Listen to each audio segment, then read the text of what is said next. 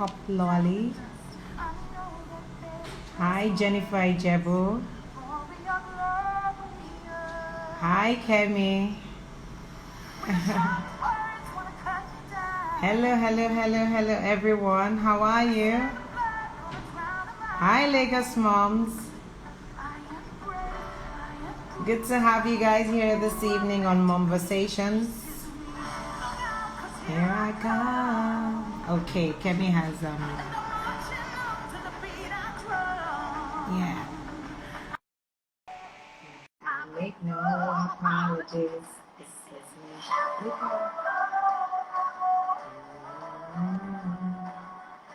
Hi. Hello, Hi. sweetie. How are you? Hi. Good to have you on Momversation. Thank you for having me. Awesome. How is my Uwato Biloba? He's fine. Big boy, eh? So now Thank God. he's 11 or 12, or was it he did the other day? 11. He just turned 11 last week. Last week.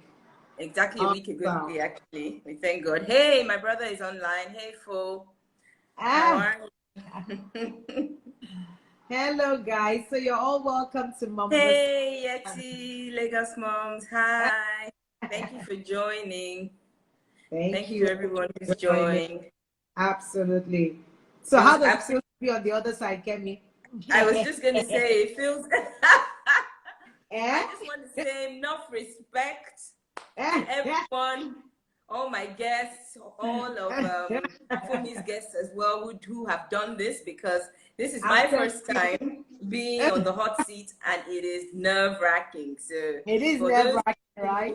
who agree to come on and to share your stories with us, I'm happy. I have a newfound respect for you. I was grateful before. I was, but now it's like this is a new level of respect. It's not easy to be vulnerable and to share your story. So your story, right? Thank you for having me once again for coming on, Kemi. And I'd like to say good evening to everybody who's come on to Momversations. You're all welcome this evening. So my name is Olufumilayo Alero Gombe, aka Aya Soldier, yes, aka the Chief Nanny. And you're welcome to Momversations, our Instagram live chat show that is focused on helping all facets of the family flourish. We're guided by an overall objective to uplift, to enlighten, to encourage, to entertain, and ultimately to transform families. That's our focus. And with us this evening, we have the delectable, the beautiful, the wordsmith. Let me tell you, the day I met Kemi, and I heard Kemi speak, I said, if you've never heard Kemi speak, hi Pigilu, hi Just Jade. Kemi truly is a wordsmith. So I wasn't surprised when I saw it on your bio. I said, she really is a wordsmith. You need to hear and you'll be encouraged and you'll be inspired. So welcome, Kemi. So we have today Kemi Ogunleye. And I'll read briefly her bio. So Kemi describes herself as a wordsmith, content creator, brand engineer, and a storyteller. And she's here to tell us her story this evening. After obtaining a BA in advertising and communications from the University of Houston, Texas, Kemi started her career working at an advertising agency in Boston. A few years later, she moved back to Lagos and started working in print media, first at True Love magazine, the next newspaper, and finally Today's Woman magazine. She subsequently went into corporate communications and currently works as head of strategic communications at one of Nigeria's leading financial institutions. At the start of 2016, God began talking to Kemi about an idea that revolved around the power of becoming. And the clear instruction was to build a platform to amplify the message that none of us is perfect. We're all on a journey to becoming the best version of ourselves, and that there is power and purpose in the process. That all that we've been through, our scars, our mistakes, our trials and triumphs, and are all working together to move us from where we are to where He wants us to be. God gave her the name for the platform Crystallis, as a combination of two words, crystallize, which is the process of an idea or concept coming into form, taking shape, becoming clear. And Crystallis, Shemo Badada Kemi. Crystallis, exactly. Which is the cocoon. Crystallis, that's a chrysalis. Chrysalis. That's not crystal, that's chrysalis, yes. Yeah. So chrysalis, which is the cocoon from which a butterfly emerges, or a stage of growth development. This is how her talks series, Crystallis Conversations, was born, and why she uses the twin taglines, the power of becoming and conversations that matter. A proud mother to an 11-year-old son who is the light of her life, Kemi is inspired and energized by the thought, the idea, the vision that by speaking out more, by sharing our stories more, and by telling our truths more, we can change minds, we can change lives, and we can literally change the world. So, with all of that, help me to welcome Kemi Ogunleye. Kemi, you're welcome. Thank you so much for me. You know, I don't take it for granted. Platform. I do not take it for granted that you're here this evening and you want to share your story. You know, I remember what brought this about was your post. I think sometime last week you had a post, and I read and I was like, wow. That if only Kemi knows that we're so many that are on this table, we're so many that have all these insecurity issues, and we're so many that have this voice in our head, this negative voice oftentimes in our head telling us a lot of things, you know, and sometimes, you know, damaging words, you know. So we're happy that you want to share silencing the hater in your head, the hater in your head. So I want you to tell us, Kemi, tell us about your childhood. You know, how was it? Where were you born? Lagos, India? Yes, I was born in Lagos. Okay. Yeah, right here in Lagos. All right. I was born in Lagos 40-something years ago. I was born to, I guess, your average middle-class Nigerian family. My parents were professionals. I have one sister, two brothers, close-knit family.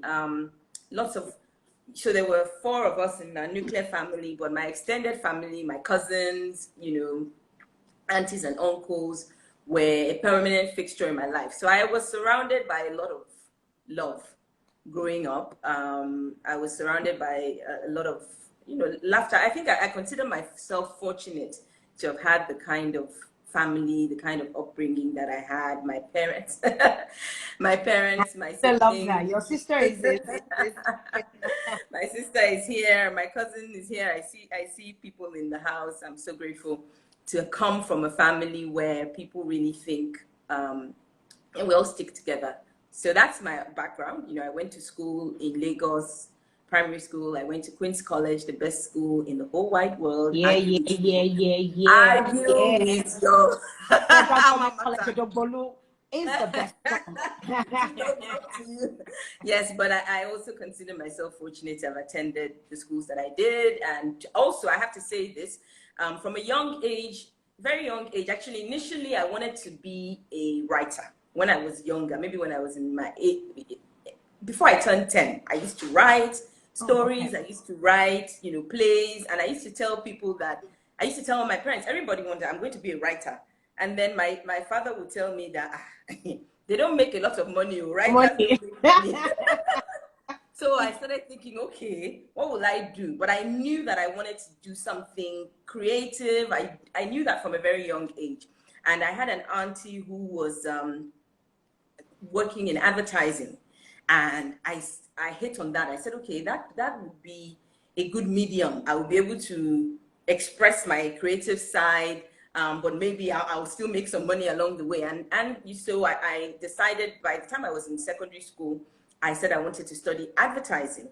And I'm grateful to my parents because I guess in that way, my parents are not very conventional. I wanted to study advertising. They didn't put any pressure on me to do something else. I guess if I came from a different home, I would have been told probably go and study law. You speak well, you do this, you know. But my parents were like, that's what you want to do, that's what you want to do. So I ended up studying advertising. So yeah, so that's one of the things I can say about my parents, is that they allowed us, all of us, their children, to express ourselves. Yeah. Okay. So Awesome. Okay, so Kemi, I mean, the reason why you're here is you want to tell us about silencing that voice, that hater in your head, and that stems from insecurity. A lot of us, I told you, I said, we're so many. You think that you see somebody, you feel, oh, this person has got everything all put together. yeah. Move closer, just move a little closer and hear their story, and you will be shocked. So I want to ask you, Kemi, what were your insecurities, and at what age were you aware of whatever insecurities it was that you had? Well, I would say that when I was 3, I suffered from polio, which is, for those who don't know, I think it is some sort of viral infection, but it's one of those infections that you may get as a child. It typically happens to children. But even at the time when I got it, how many years ago, it was already very rare. It wasn't common. They were eradicating it for the most part. But it gets into your limbs. It weakens your limbs. A lot of people who have it end up either in a wheelchair, or they have their mobility severely restricted. I didn't get it that badly, in that I didn't have to be in a wheelchair. I didn't have to walk with crutches or anything like that. I didn't have to be assisted, but it did it was in my right leg. It meant my right leg was slightly shorter and weaker than my left leg, which left me then walking with a noticeable limp. And I started, so I mean, that was at age 3. It's the earliest.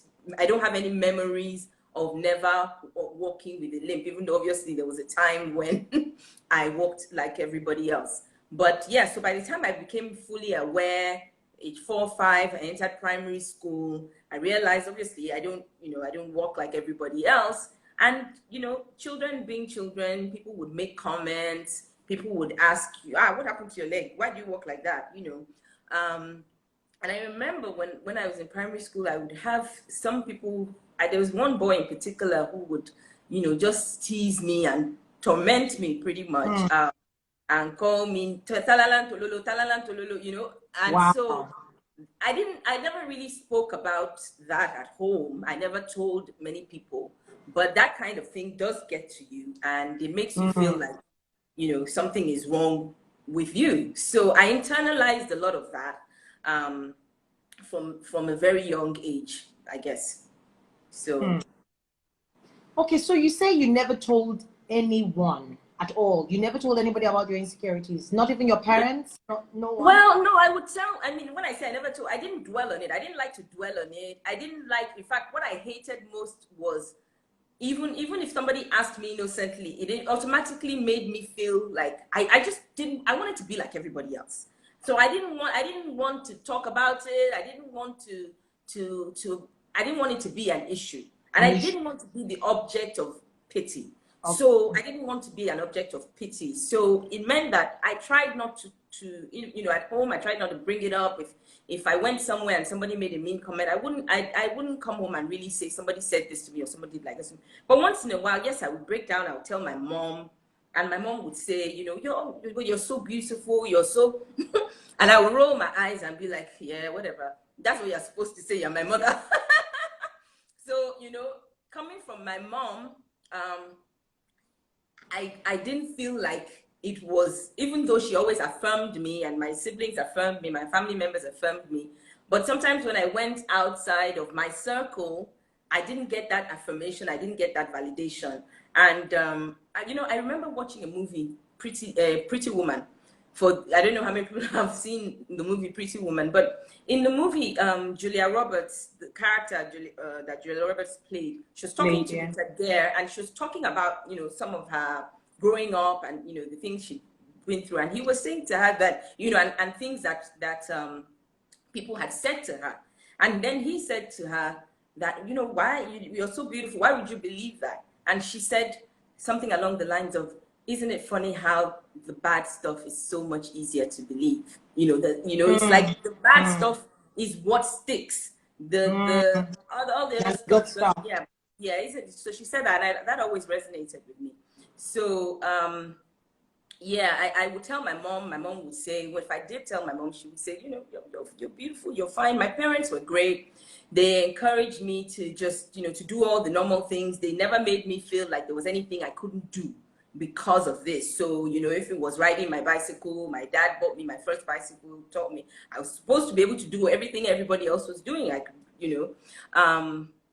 And that was how my parents and my family dealt with it. I could do whatever I wanted to do, but I had this other part that was happening outside of the home that I couldn't really share with anybody else. With anyone. Yeah, and I always wondered, why is it me? Why me? But then I can't, why not you? Why would you then? Sometimes I'll think, who do you want it to be? Would you rather it to be your sibling or anybody else? No. So yeah, I just tried to get on with it as best as I could. Wow, as you could. That must have been pretty. That must have been like some kind of pressure on you.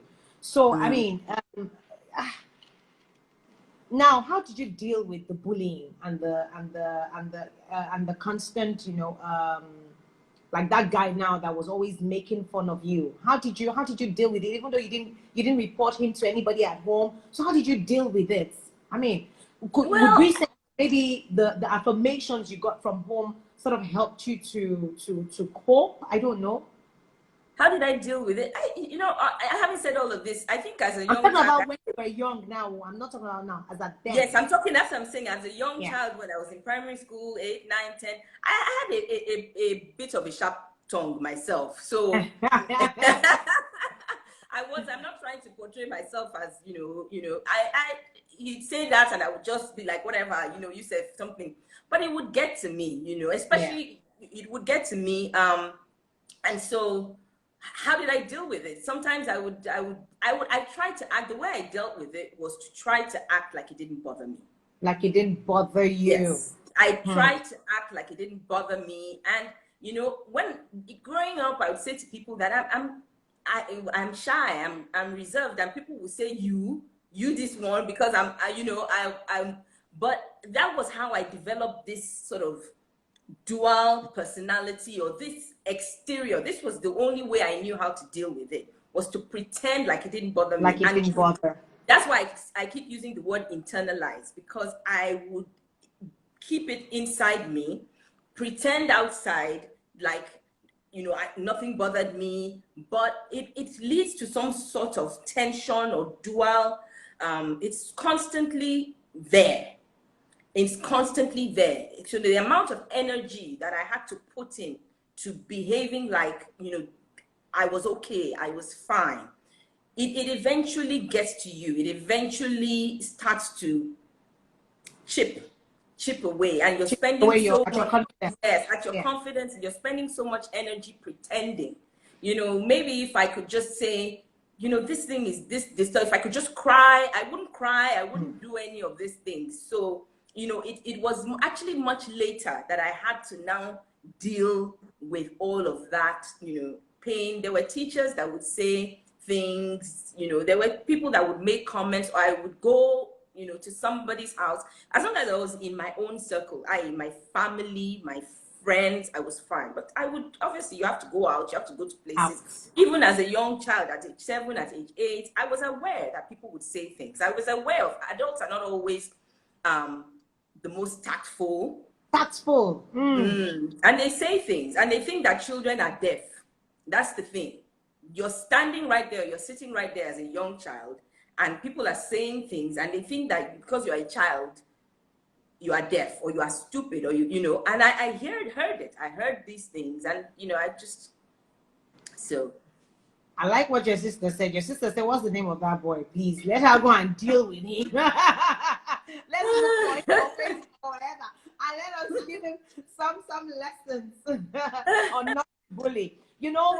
Obviously, from what you just said, people deal with insecurities in oftentimes 2 ways. So it's either they pretend like, just like what you did, like I'm not affected. It doesn't bother me, or some would actually withdraw.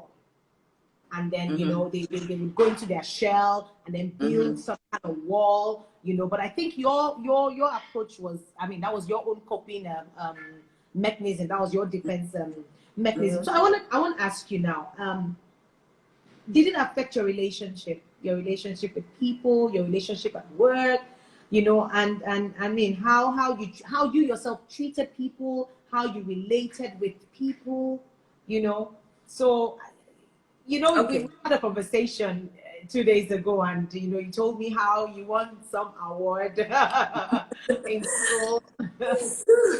I think I'll answer that in two parts. I'll start with how it made me as a young, again, starting out very young, being very aware of, your quote unquote imperfection. For me, it made me extremely empathetic from a very young age. I was a child who would, I was drawn to other people. I was, I could spot from a mile away somebody who's suffering a little bit, or who's a little bit, outside of the circle. I was constantly looking for, I found my way towards people like that. I would try to make everybody around me comfortable. I was friendly. I was, that's a different story. But I think, from a young, I was quite popular. I was a friendly girl. And I sought people out. I sought, not people, but if somebody is a little bit, is struggling in any way, I could see it, and I would you could recognize, gravitate towards that person and just be that person's friend. Because inside me, I knew what it was like to struggle. I knew what it was like to be weak. So that, and by the time I got into secondary school, I was, every year if they're doing awards, I would most likely be,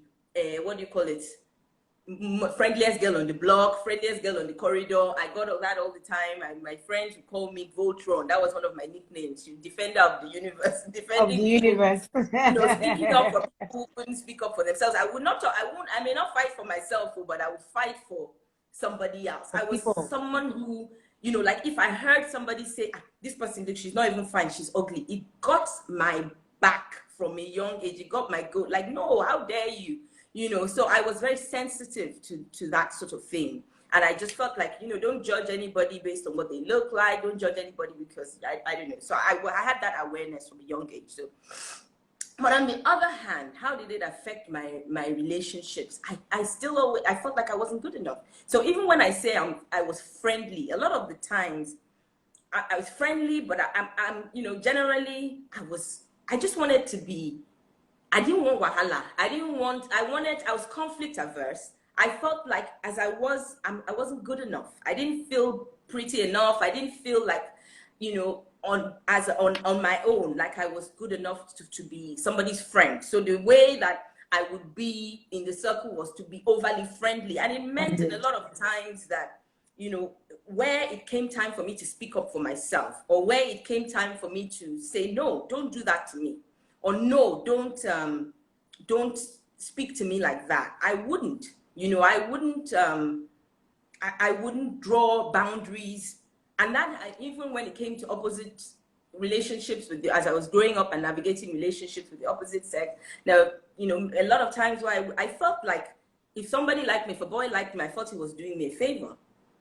I felt like, I didn't deserve. So any boy who paid me attention was just like, oh, wow, in spite of all this, So there was again, that dissonance there, where on this one hand, this is the face I projected to everyone. At work, I would, even right from my first job, I wasn't confident enough. There were many things where I would talk myself out of opportunities in my head, I wouldn't stand up and say, I want to do this. I want this for myself, or I am good enough for this. In fact, when opportunities came my way, I would say, no, I would shrink back and push somebody else forward.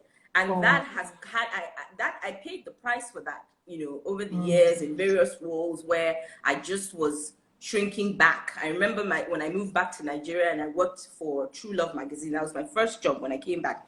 And my boss, amazing woman, you know, she really was pushing me. She thought and she would say to me, Kemi, one day I think you're going to be the editor of this magazine. I said, no. I can't be the editor. No. I'm a background person. I'm not I used to say those were the voices, those are the things you told yourself. Yes, I'm a background person. So anything that no, let me just be here in my little corner writing, editing, but don't push me out there. I'm a background person.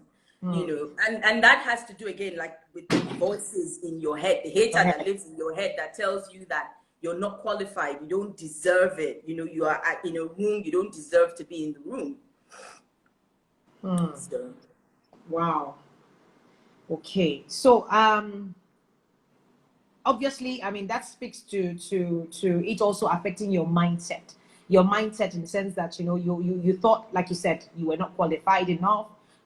You felt like maybe you were not beautiful enough, despite the fact that people see they saw other things. They saw your I mean, they saw your potentials. They saw this, I mean, somebody has put there, Kemi was kind. I actually just read somebody's comment that Kemi was a wordsmith, that her mom used to compare her and say, "So can't you be like Kemi? Surely, can't you see how intelligent Kemi is and everything?" But you know, that is what insecurity does to a whole lot of us, you know. And then we think we're not good enough, we're not eloquent enough, we're not beautiful enough, we're not tall enough, we're not this enough, we're not that, and then we self-sabotage, you know, our opportunities as well, as it were. Now I want to ask you, Kemi, how have you dealt with these insecurities? You know, it was your post that actually intrigued me, that made me give you a call. And I was like, Kemi, well, forget about the link. It has zero to do with the link. Every single person, everybody that I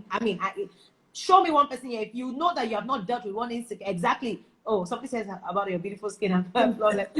If you've not dealt with any kind of insecurity in your life, raise up your hand. Raise up your hand. I feel everyone has one kind of insecurity or the other that they have.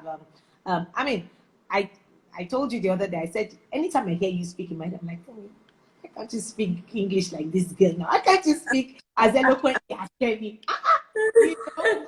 Anyway, so I want you to tell us, you know, give us practical steps. How have you dealt with your insecurity? Yes, how have I dealt with it? Yeah. Not so enough, yes. Sorry to cut you short. So I wanted to speak not only as Kemi, speak as a mother. Your insecurities as a, because we all have, you know, remember it's a family show. So we also have mothers. Because remember you said something about your mom's voice. During our conversation, we talked about the voices of our parents, because I also want us to tie it to how we also speak to our children. You understand? How we speak to our children. So the voices in your head, oftentimes, I mean, there were times my mom, out of frustration, because when she was a single parent, so there were things she would utter out, you know, out of frustration. And in my head, I'm like, tell me why now? Do you understand? And sometimes that voice oftentimes rings in my head. Although in the later part of her years, when she realized that, you know, I guess with awareness that, you know, your words are very, very important. Things you speak to your children are also very important, you know. So I want you to tell us, how did you deal with your insecurities as Kemi, as a parent? You know, I mean, you're a wonderful parent to our beloved. Hi, Femi. All right, so gosh, that's a loaded question right there. How did I deal with it? I'm still dealing with it. I'm not going to say that. I don't think any of us arrives there where we are like, yeah, I'm all set. You know, and everybody, like you said, has something that we deal with and we're constantly dealing with. But it's a lot better now. Obviously, I'm older and wiser. I've come to realize and it's one of the reasons why I started doing Crystalist, my conversations. And I'll get back to that. But, you know, going back to the foundation, I said it that, you know, my parents, my mom, my family, my siblings, and, you know, my extended family affirmed me. Friends affirmed me. My mother would always tell me that you're so beautiful. You know, she said it. She used to say it to me all the time. And my dad thought I was so smart. you know, and I was smart. I was actually a very smart child. I used to come first, you know, between first and third, you know, in school and all of that. So I had that, even though I didn't, when you're a child, you don't, you know, if you're dealing with all these sorts of things, sometimes your parents are doing the best they can to affirm you, but it's just not enough. Yeah. It's not good enough. But Yeah. keep doing it. Keep doing it, because guess what? It is that foundation that my parents laid, that my family laid for me, that I was able to build upon when I got older. You know, when I got older, it was what that voice in my head, that when like I say, there's a hater that lives in your head, right? There's a hater that lives in your head that tells you that you're not good enough, that tells you that you're not, you know, you're not whatever it is enough. There's also another voice in your head that you hear, the still small voice, the quiet voice you hear that tells you can do this. To me, that voice in my head that tells me that I'm great, you know, you're good, look at you, you're doing well, you're amazing. That's my mother's voice. Your mother's voice. I hear it distinctly in my head as my mother's voice. And my mother's passed away 22 years ago. I haven't heard her voice physically in 22 years, but I hear it in my head every time I'm doubting myself. Every time I'm wondering if I have this, I hear it I hear my mother's voice. So what I'm trying to say is, as parents, sometimes, you know, you're telling your children certain things. They may even dismiss this. They may be dismissive. They may shrug it off. They may say you don't understand. They may say, but just keep at it, because it will bear fruit.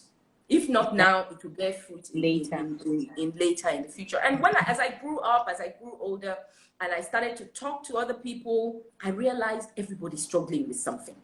Everybody has something that they're dealing with. And coming back to Crystal's conversations, when I turned 40, I woke up one day, I was 40 years old, and I realized, I was thinking about it, all the things that I hadn't done because I had felt like,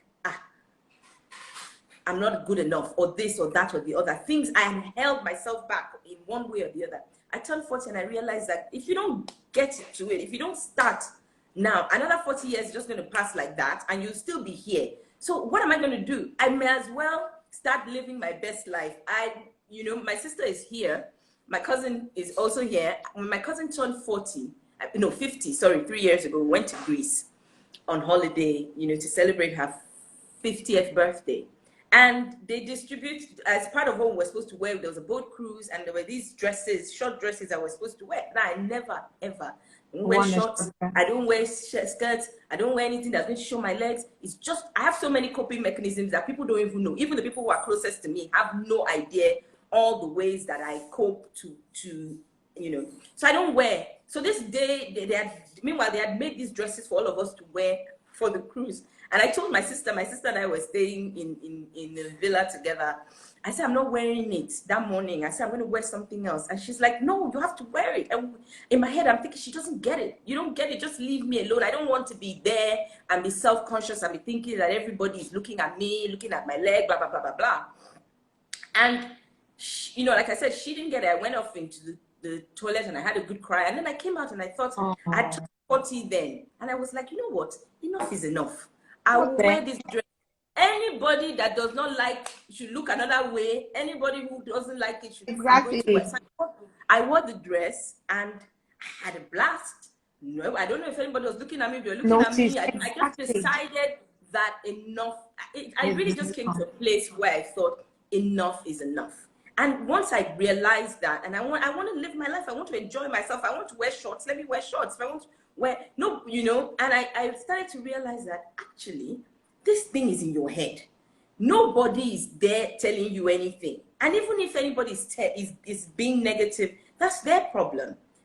You be okay with yourself. And that was how I would say my journey even really started when I turned 40. That deliverance, that liberation started when I turned 40. When I just thought, you know what? I want to live my best life. I want to enjoy my life. I don't want anything to hold me back anymore. And that's when I started Crystallis as well. Because I felt like all of us, particularly as women, I don't know, men probably struggle with things as well. But all of us have these things that we deal with. And if we don't talk about them, if we don't share, if we can't be vulnerable with each other, we'll just keep being, you know, shadows of ourselves. So, you know, That is really, that's how I dealt with it. Now, how do I deal with it with my son, with my child, being a mom? That's a different story. With I'm a single parent. I'm a single mom. I've had to deal with my son. It's, you know, having to help him deal with maybe issues around feeling rejected, feeling like, where's his dad? Why does his dad not care about him? Why is his dad not there? Why doesn't he have a dad? Everybody else has a dad. And for him, what I say to him all the time without fail, I say to him that, look, you are designed, created, specially by God, sent here because there's something here that only you can do. You are so, so, so needed. You are so loved. You know, in my phone, his number is saved in my phone. His phone number is saved in my phone as solutions provider. I tell him, I'm like, you are a solutions provider. You are here to, God decided, God looked in the world, decided that there is something, there is a missing space in this world that only one person can fulfill, and that is you, Oluwatobiloba. And God decided he was going to send you here. And I always tell him, I said, I'm grateful, I'm blessed to be the one that God decided to be parent to such an amazing boy as you. You know, so constantly I'm telling him that you're not an accident. You didn't arrive here by chance. God designed you. You know, Psalm 139, which we read, you know, I read to my son so many times, Psalm 1 as well, Joshua. Those are the Bible verses I make him read, that I read to him. I ask him sometimes, you know, count how many people love you. Instead of dwelling on who is not in your life, think about all the people. You start counting all the aunties, uncles, all your aunties. How many people love you? Start counting them one by one. You can't finish. You are so loved. So, so, so loved. You know, and like me, when I tell, like I was when he was young, sometimes depending on his mood, when I tell him these things, he just shrugs it off. But I persist. I persist in telling him and affirming him and validating him and helping him to internalize the fact that he is, you know, he's wonderful, he's amazing, he's designed to do great things, he's for signs and wonders. And that's how I try to parent him the best way I know. I remember I was telling you when we spoke a couple of days ago that when I wake him up, most mornings when I wake him up, I will wake him up and be like, Your Excellency, wake up, wake up, wake up. The world is waiting for you. Solutions provider, get up. The world needs you. And I will say these things and he will roll his eyes and he'll be like, this woman disturbing me in the morning. I just want to wake up. What is all this? And then one day, I didn't say it. And he refused to get out of bed. He's like, and he said, why? You have not woken me up properly. I said, what do you mean? He said, where is the... all the I said, so you haven't hailed me this morning. You haven't hailed me this morning. I'm not getting up. I said, oh, really? So you like the hailing, you know? Obviously. So it works. You know, children, they like to behave as if, especially when they're at a certain age, they want to act like their parents don't know. You people are just, you know, whatever. But there's no validation more important to a child than the validation of the parent. Yeah. So I do the best I can by the grace of God. With God's help. Yeah. Such a beautiful lesson in parenting, affirming our children. Yes, absolutely. Okay, so Kemi, now, how do you reaffirm yourself? Me, myself. You know, you said something just now. It's a struggle. I mean, it's a struggle. Don't worry, I know. It's a struggle every day. You know, I was telling a friend of mine, I said, thank God for for those of us that are Christians, thank God for the word of God as well. Because, you know, somebody asked, she was like, okay, so what if, I know of some young boys, they don't have their parents, they're young, you understand? Mom is late, dad is nowhere to be found, you understand? And they're teenagers. So who affirms them? They don't have like a family. Are you getting me? So who affirms such people? So how do you affirm yourself? How can such a person get affirmation? You know, how in case you're not getting affirmations from the people. Remember I told you something the other day about the black and white picture thing. Tagging each other. You'll be shocked at how that alone, the fact that you nominated somebody, I have tagged you. made the person feel so good and so special, you know. So we keep, you know, women, we like to say, oh, I don't need validation from anybody. We don't need validation. We don't, hey, please, let's tell ourselves the truth.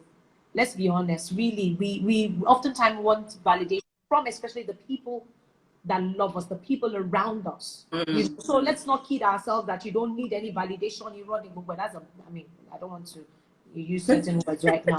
You know, we do need validation, and like you said, our children more so need a lot of affirmation.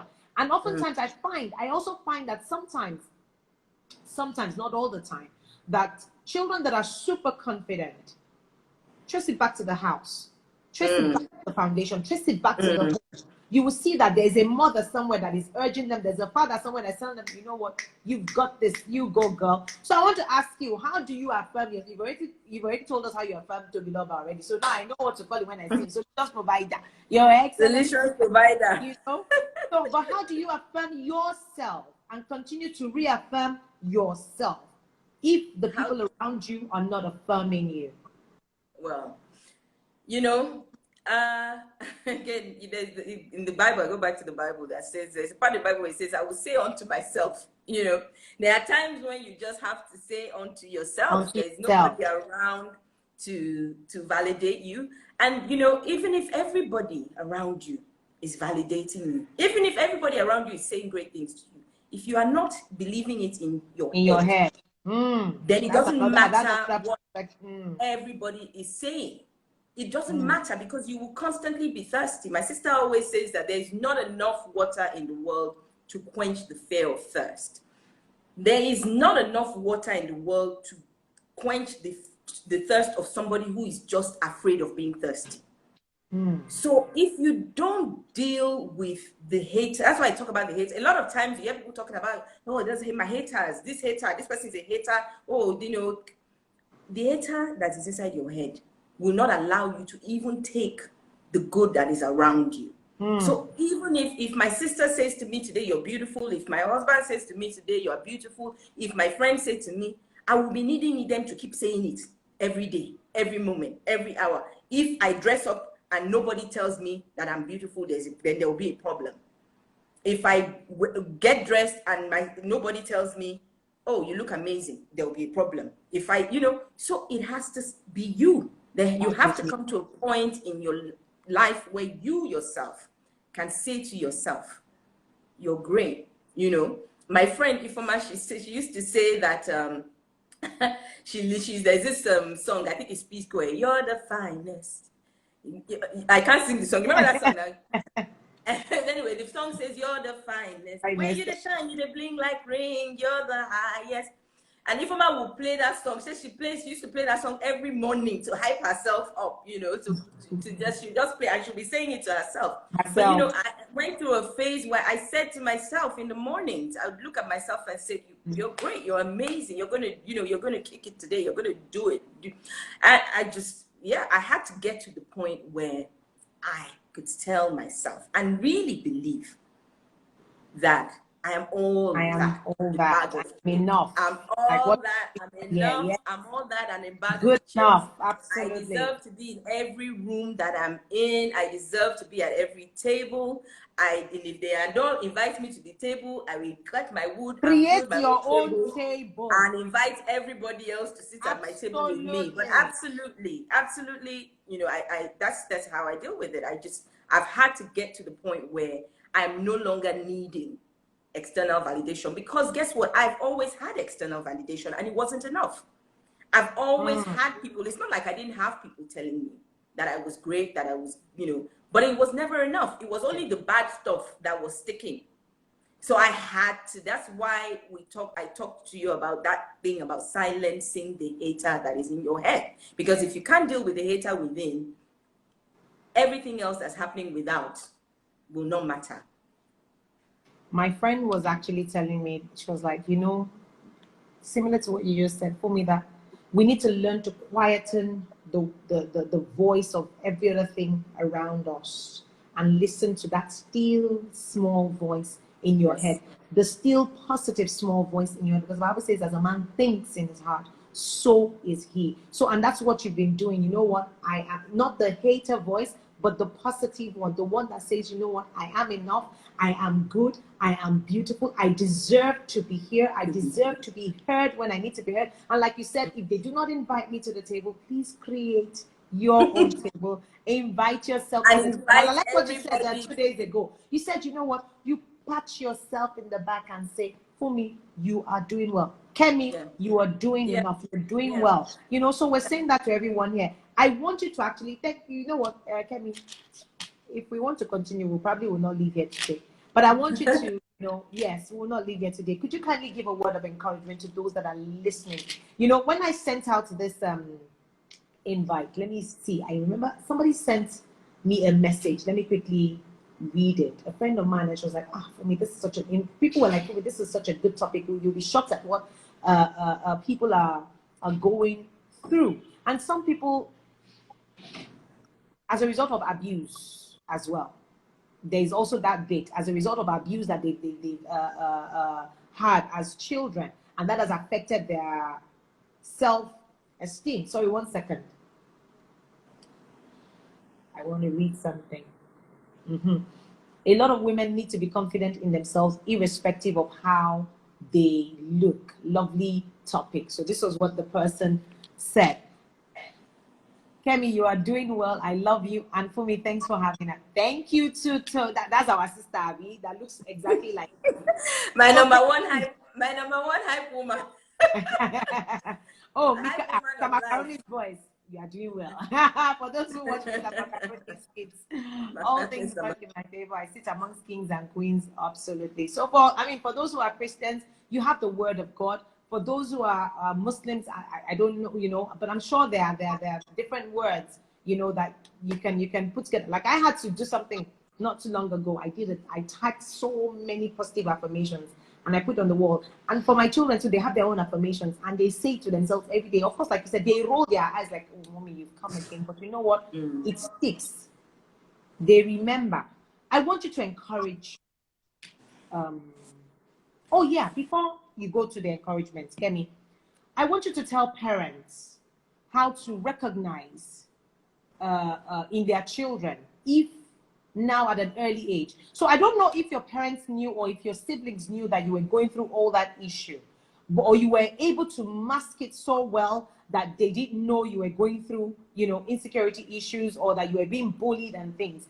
But, you know, because of what you've been through, you say you're able to recognize in others. When you see somebody who's going through, you know, who has this, we can immediately spot them out, you know, from a mile, and you move closer and you render the necessary help. But for parents here today, perhaps maybe you have a child who has some kind of physical disability, or you maybe erroneously have compared your children with others and you have caused some kind of insecurity, you know, in the mind of your child. How can we quickly recognize these things in our children and immediately correct it? You know, are there like telltale signs? Wow, I'm looking at the time. I'm conscious of the time because that is a whole nother topic in itself, and a topic that I have personal experience with my son. Because when we lived in England, he went through a period where he was being bullied and racially targeted at school, and I didn't recognize it quickly enough. I just realized that my son, who was, you know, who used to be very outgoing, very confident, was becoming more withdrawn. He didn't like school. He didn't want to go to school. And his teacher would always, every time I would go pick him up from school, his teacher would have one complaint or the other.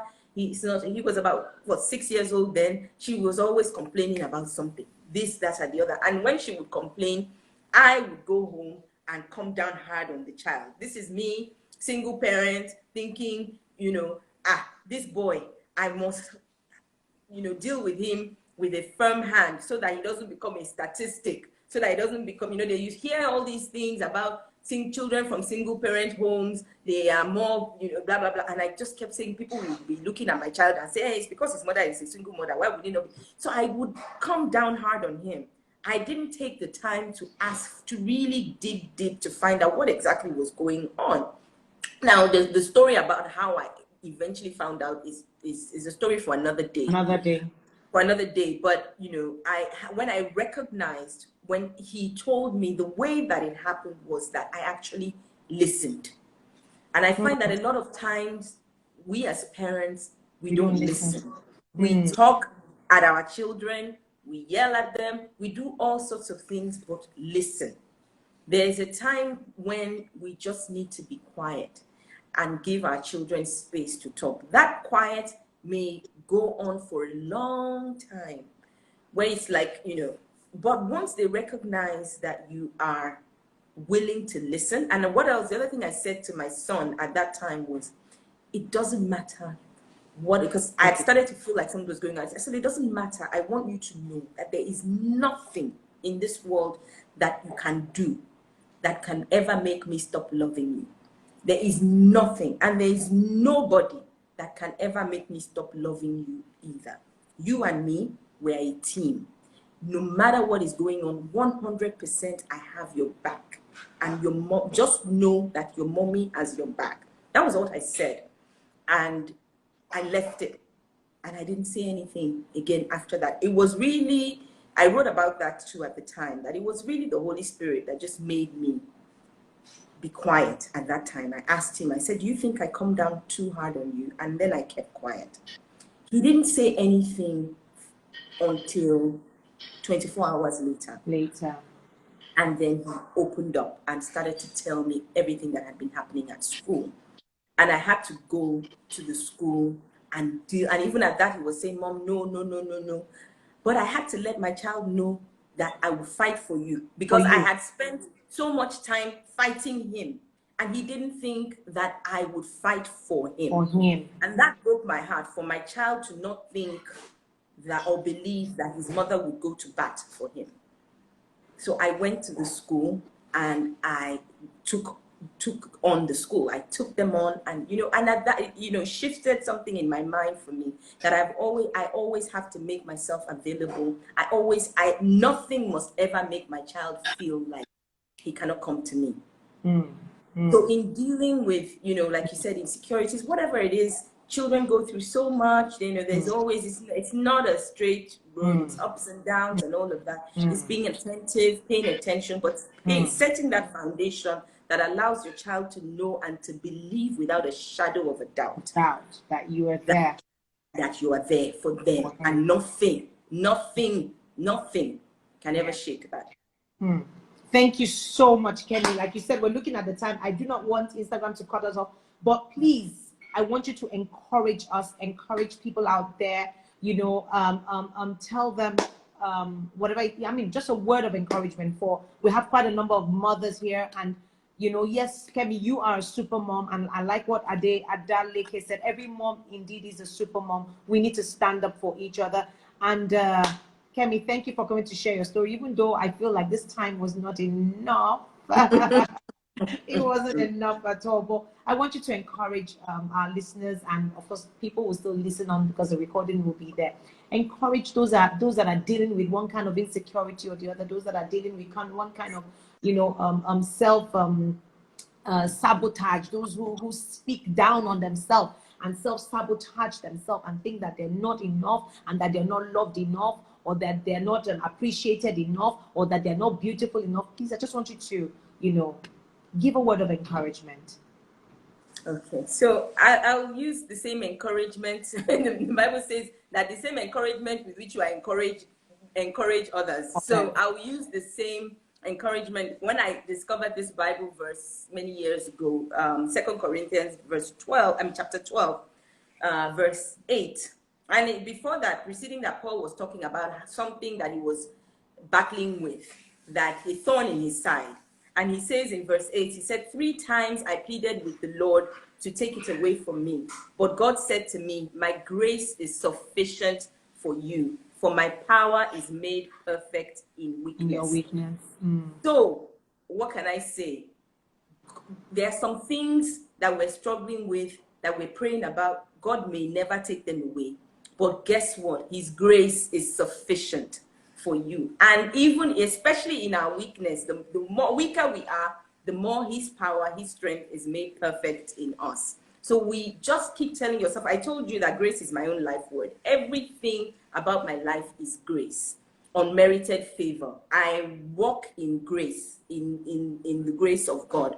And I encourage everybody else to just rest in that grace. Grace that opens doors, grace that liberates, grace that elevates.